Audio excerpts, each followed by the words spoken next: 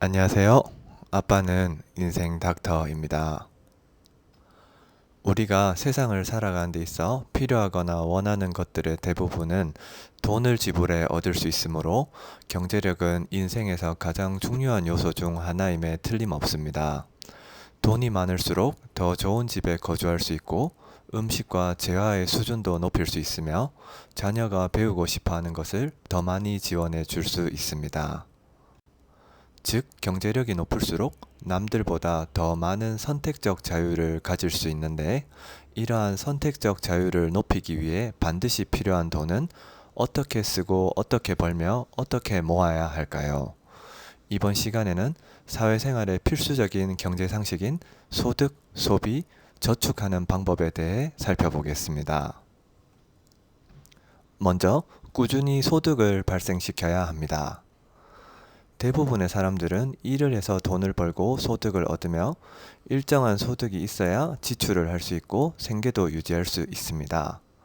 소득의 종류로는 다른 사람의 회사나 공공기관에서 노동을 제공한 대가로 임금을 받는 근로소득과 자신이 직접 회사를 운영하여 상품을 생산하거나 서비스를 제공해 돈을 버는 사업소득이 있습니다.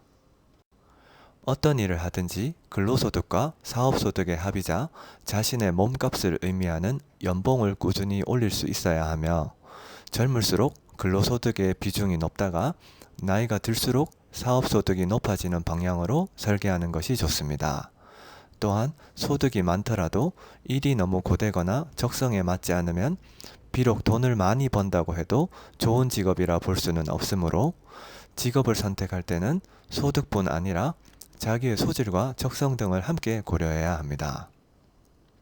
특히 회사에 취업하여 인정받고 직책을 높이기 위해서는 애사심과 공동체 의식을 갖고 회사에서 일어나는 모든 일에 팔을 걷어붙이고 적극적으로 앞장서는 자세가 중요합니다. 또한 자기가 없으면 회사 운영이 어려울 정도로 대체 불가 직원이 되기 위해 업무 능력과 전문성을 높이는 게 중요하며, 가능한 한 같은 회사에 오랫동안 근무하며 자신이 회사와 함께 성장한다는 마음가짐을 갖는 게 필요합니다. 아울러 혼자일 때는 불가능한 일도 조직원들과의 원만한 유대관계를 통해서는 해결해낼 수 있음을 명심하고, 어떤 위치에서도 항상 자기 자신을 낮추고 직장 상사나 동료를 존중하는 겸손한 자세를 유지하는 게 중요합니다. 반면 자신이 직접 회사를 창업하여 성공하기 위해서는 꼭 필요하지만 사회적으로 결핍된 아이템, 경영인으로서의 자질과 마인드, 제품의 경쟁력이나 서비스의 전문성, 적절한 시장 상황과 개업 타이밍, 일부 직원의 부재에도 정상 운영 가능한 체계적 시스템, 다른 사람이 모방하기 어려운 경제적 해자, 위기의 순간에도 포기하지 않는 긍정적 마인드 등이 중요합니다. 특히 회사의 미래를 그리고 계획을 세우며 팀을 이끄는 게 경영자의 주요 역할이며, 모든 일을 직접 혼자 하기보다는 가급적 팀원들에게 믿고 맡기며 전체적인 관리와 지휘에 집중하는 게 좋습니다. 또한 인재를 보는 눈을 키우고 적재적소에 맞는 인재를 잘 선발하는 것도 중요합니다. 아울러 성실하고 부지런하게 일하는 것도 중요하지만, 제한된 시간과 자원을 효율적이고 집중력 있게 쓰기 위해 방향을 정확히 설정하는 것이 무엇보다 중요합니다. 또한 사업은 안정적인 수익을 창출할 수 있어야 사업의 지속과 성장이 가능하므로 매출 증대와 함께 운영 경비 조절에 항상 신경 써야 합니다.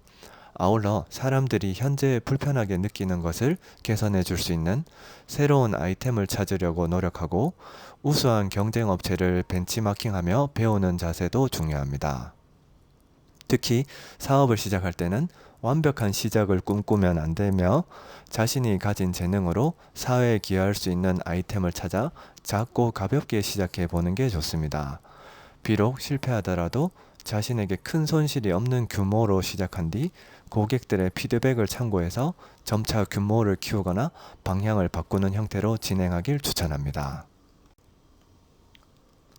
다음으로 합리적인 소비 습관이 필요합니다. 소비란 원하는 제품이나 서비스를 사기 위해 돈을 쓰는 것을 의미하며, 소비할 때 가장 중요한 것은 가격 대비 가치와 성능을 고려하는 것입니다.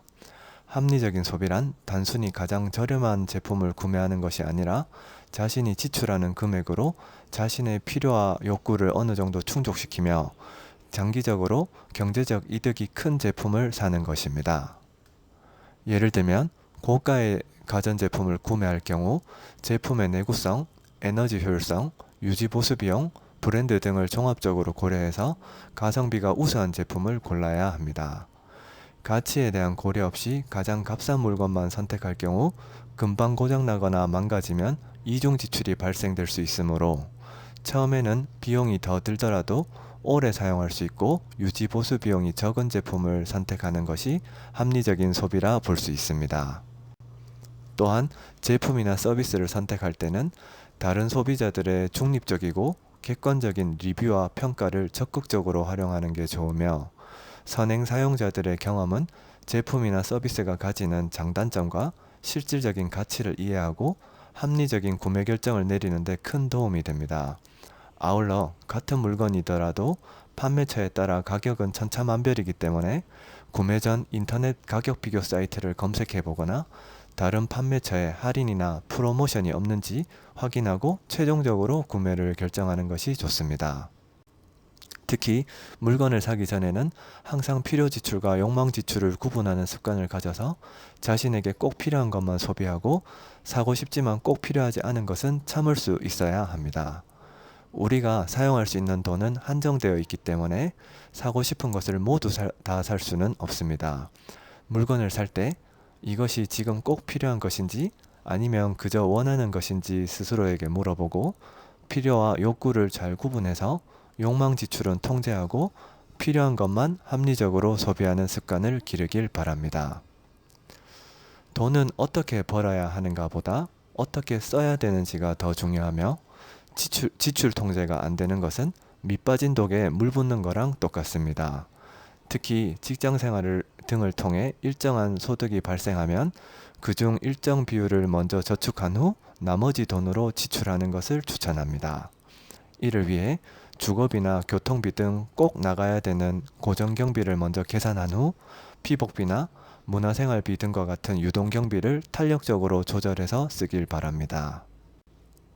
특히 고가의 사치품이나 대출을 일으켜 무리하게 소비하는 것은 자제해야 하며 지출할 때는 일주일치 예산을 편성하여 현금이나 체크카드로 결제하고 할부보다는 일시불로 결제하는 습관을 가지는 게 좋습니다.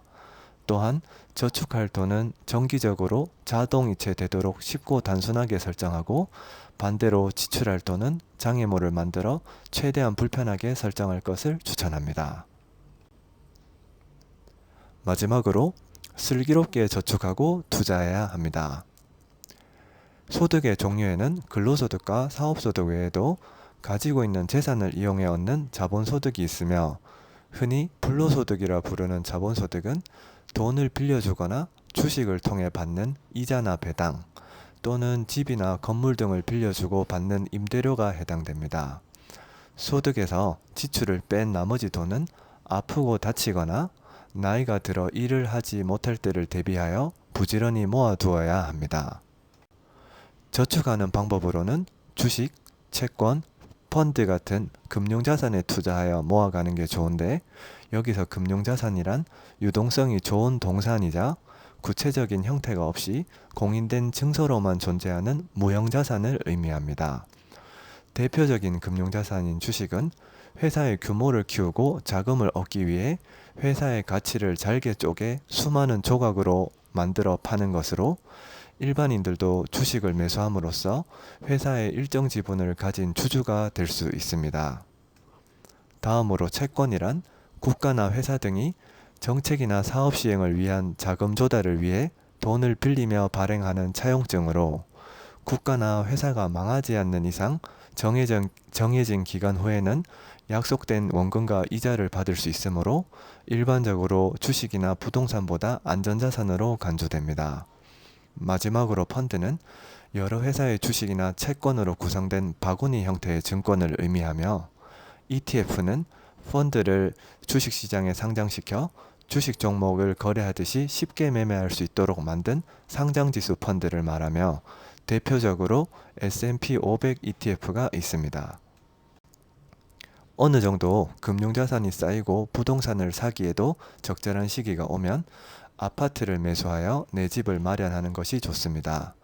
여기서 부동산이란 땅이나 건물 같은 움직일 수 없는 유형자산을 말하는데, 그중 아파트는 5층 이상의 건물을 층마다 여러 집으로 일정하게 구획하여 각각의 독립된 가구가 생활할 수 있도록 만든 공동주택의 한 형태입니다. 또한 아파트는 의식주에서 가장 큰 비중을 차지하는 생활 필수품이자 우리나라 사람들이 가장 선호하는 형태의 주거용 부동산입니다. 아파트를 매수할 때는 그동안 모아뒀던 대부분의 금융자산을 한꺼번에 투자해야 하므로 거시경제와 금리의 흐름을 보며 사이클상 부동산 침체기로 접어들어 적절한 가격으로 하락했을 때 사는 것이 매우 중요합니다. 이렇게 내 집을 마련하게 되면 가족들이 안정된 주거 가치를 누릴 수 있을 뿐 아니라 아파트의 가격은 변동성이 적고 장기적으로 우상향하는 경향이 있기 때문에 투자 가치도 있습니다. 또한 적절한 시기가 오고 금융자산이 모일 때마다 직장과 가깝고 입지가 좋은 상급지 아파트로 갈아타며 거주 가치와 자산 축적 두 마리 토끼를 한꺼번에 잡을 수 있어야 합니다. 이런 자산 축적을 통해 크게 네 가지의 노후 대비 상품도 마련할 수 있으며, 직장 생활을 통해 쌓이는 국민연금과 퇴직연금, 주택연금으로 활용할 수 있는 아파트, 필요할 때 언제든 현금으로 빼내어 사용할 수 있는 금융자산이 여기에 해당됩니다. 경제적으로 안정된 삶과 함께 더 많은 선택적 자유를 누리기 위해서는 열심히 일하여 꾸준히 소득을 발생시키고 합리적인 소비를 통해 절약하여 모은 돈을 슬기롭게 저축하고 투자해야 합니다. 하지만 미래의 부를 이루기 위해 너무 일에만 몰두하거나 지나친 근검 절약으로 필수적인 소비조차 억제하는 것은 바람직하지 않습니다. 또한 투자에 지나치게 몰입하여 하루 종일 주가나 부동산 시세만 바라보며 현재의 삶에 소홀하거나 일상을 허비하는 일도 지양해야 합니다. 돈을 많이 벌고 모으는 것도 좋지만 인생에서 가장 중요한 것은 균형감 있는 삶이므로 건강과 행복을 위해 가족과 함께 즐기고 휴식하는 시간을 많이 가질 수 있기를 바랍니다. 이상 아빠는 인생 닥터였습니다. 감사합니다.